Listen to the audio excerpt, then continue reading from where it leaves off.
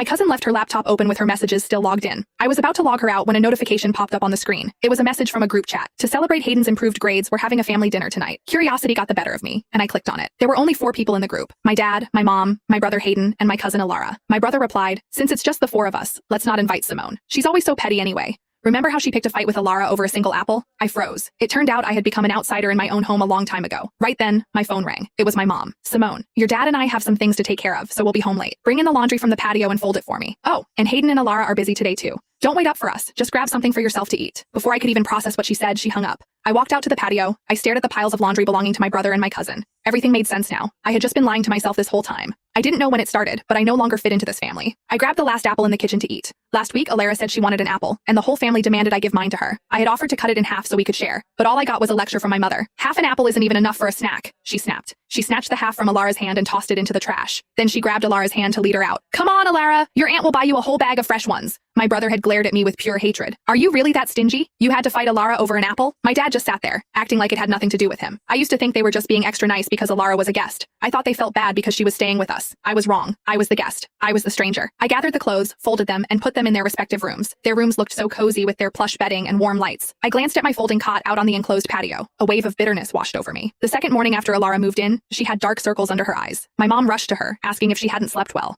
Alara sighed and said she wasn't used to sharing a room with anyone. So, I was asked to move my bed to the patio. My aunt had just passed away, and I felt sorry for Alara's loss. I didn't want to make things hard for my mom, so I agreed willingly. But my kindness only made them push me further. Because I was the understanding daughter, I had to give up everything. Because I was mature, Mom only washed Alara and Hayden's clothes while I did my own. I was the one doing all the chores while they just enjoyed themselves. Before she came, they loved me. How did everything change the moment she arrived? I sat on my cot, scrolling through my phone aimlessly. I saw a post on a burner account Alara used. It was a photo of my parents, Hayden and Alara, all laughing together. They looked like the perfect family. The caption read, "It took a while, but I finally have a mom again. Thank you to my aunt's family for giving me a second home." People were commenting below. "Congrats! Your aunt's family is literally a godsend. So happy for you, babe. You deserve this happiness." I hit the like button on that post. Then I left a comment. "I hope your family stays happy forever." A few minutes later, the post was deleted. She probably forgot that she had used my phone to follow her burner account once. Seconds later, she called me. "Simone, don't take that post seriously. I was just posting for fun." I actually laughed. Her ability to be two-faced was truly impressive. In front of my parents, she acted like the perfect sweet girl. Behind their backs, she used her seniority to bully me. I had sucked it up for months. Whenever she successfully stole something from me, my family called me petty. I tried to explain myself, but I only received their scorn. Seeing that I wasn't replying, she started faking a sob over the phone. "Simone, you're mad, aren't you? I'm so sorry, it's all my fault. I just wanted to feel loved." She broke into a full-blown crying fit. Before I could say a word, my brother Hayden snatched the phone. "Simone, that's enough. It's just a post. Why are you always so small-minded? You made Alara cry. Apologize to her right now." My heart sank. I hadn't even said anything, yet I was the one who needed to apologize.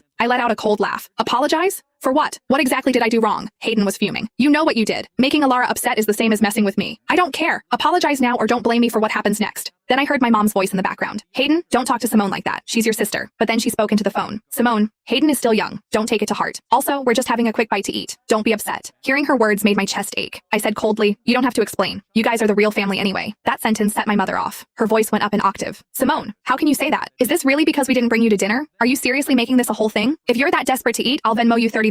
Go buy whatever you want." A notification popped up immediately. She had sent the money. "There, I sent it. Now drop it." She hung up the phone. I stared at the screen and smirked. If this was what family felt like, I didn't want it anymore. I dialed my best friend, Roxy. "That project you mentioned, is there still a spot for me?" Roxy answered instantly. "Of course. Simone, finally. I've been waiting for you to join my team. When can you get here?" "I'll book your flight right now." I didn't hesitate. "Tomorrow, as early as possible." After I hung up, I felt strangely calm. Roxy had invited me multiple times, but I always refused because I didn't want to be far from home. My dream used to be staying close to my family, but now, I was done with that dream. They didn't get home until late that night. The smell of alcohol hit me the moment they walked in. I was in the middle of packing my things. When they saw what I was doing, my parents' faces shifted instantly. Mom rushed over and snatched a pile of clothes from my hand, throwing them on the floor. "Simone, what are you doing? Are you trying to run away from home? I already sent you money. Why are you still throwing a tantrum?" I silently picked up the clothes and looked her in the eye. "A tantrum? Is that what you think this is?" I saw the group chat. "Did you ever even consider me part of this family?" My mom's face went pale. "Simone, let me explain." I laughed. "Don't bother. I don't want this home anymore." My dad finally spoke up, but his words were full of blame. "It's just a group chat. What does that prove?" "Simone, you're just too sensitive." "Sensitive? Fine. Let them think what they want. They were always going to make me the villain anyway." I ignored them and kept packing. Alara stepped forward, crying. "Simone, did you see my messages? I'm so sorry. This is all my fault. If I hadn't moved in, things wouldn't be this messy." She reached out to grab my arm. "Simone, please don't be mad at the family. If someone has to leave, it should be me. You're the one who belongs here." I shoved her arm away. "Stop acting. I'm not falling for your fake sympathy anymore." I didn't use much force, but Alara stumbled back toward the corner of the table. Hayden caught her just in time. He pulled her behind him and shoved me hard. I wasn't prepared for it. I slammed into the floor. My knee hit the ground with a sickening thud. The pain brought tears to my eyes. He didn't look sorry at all. In fact, he He looked satisfied. That's what you get for putting your hands on Alara. Maybe you'll think twice next time. I saw a flash of concern on my mom's face. She started to move toward me, but Alara's sobbing stopped her. Auntie, maybe I should just leave. I'm only causing trouble. My mom immediately turned her back on me and pulled Alara into a hug. Oh honey, don't say that. I would never let you leave. You only have us now. Then she turned to me, her eyes filled with disappointment. Simone, you've gone too far this time. I am so disappointed in you. Disappointed? A tragic smile touched my lips. She wanted me to yield to Alara every time, and I did. She wanted me to be the mature one, and I was. What exactly was she disappointed in? That I finally stopped letting Alara play me like a fool? Or that I discovered their secret and refused to play along? Mom, I'm a human being. I have dignity too. My dad tried to play the peacemaker. Simone, your mother is really upset. Just apologize to Alara and we'll put this behind us. Always with the apologies. Every single time, I was the one who had to say sorry. Not this time. I looked them in the eye and said firmly, I will not apologize. I didn't expect Hayden to lose it. He kicked me while I was still on the ground. We'll see how long that attitude lasts. I tasted copper in my mouth. I spat out a bit of blood, but Hayden didn't stop. He kept shouting, Simone, don't you try any tricks with me. I'm telling you, if you don't say sorry to Alara, I'll keep going until you do. He raised his foot again. My dad grabbed his arm. Hayden, stop. She's your sister. Hayden snapped back. She's not my sister. She's a petty brat. I don't want a sister like her. Alara is my only sister. My mom chimed in then, her voice cold. Simone, don't blame us for choosing Alara. Look at yourself.